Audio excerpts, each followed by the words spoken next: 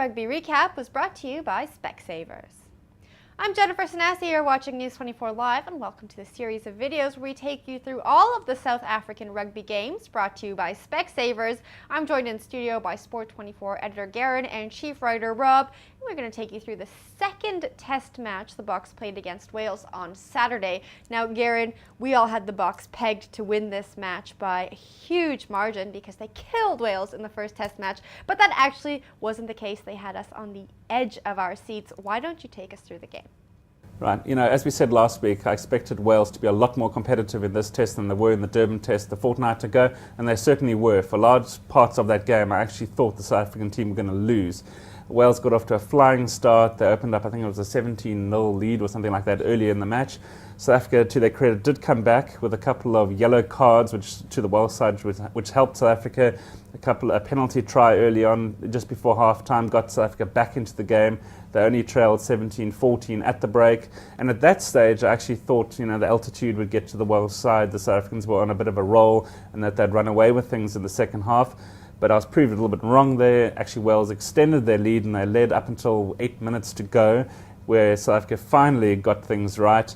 Billy le Roux scored a crucial try, and then in the dying seconds, we got another penalty try, second of the match, through a dangerous tackle by the Welsh fullback.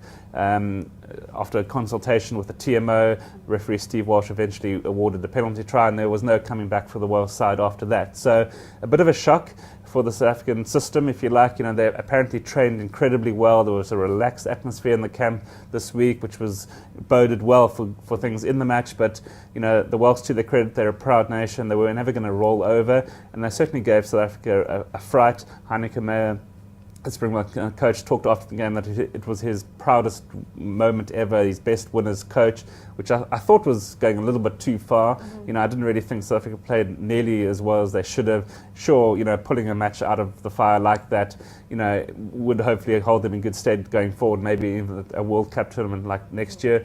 But, they've got a lot of things to work on. All right, now, Rob, and what was your take on the game? Well, I don't take the sort of doom and gloom approach on it. A lot of people have been, most people, Jen, expect South Africa to just pitch up and roll over teams. It's the nature of the beast.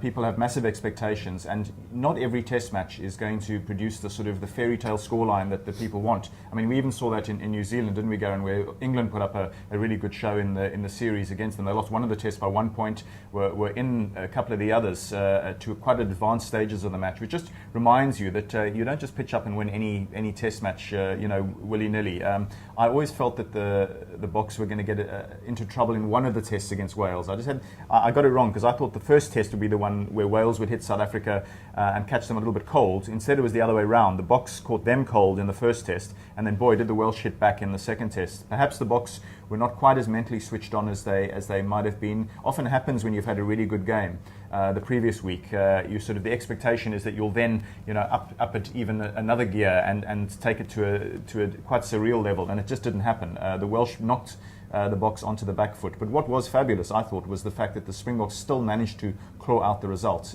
It's the sort of thing that in a World Cup,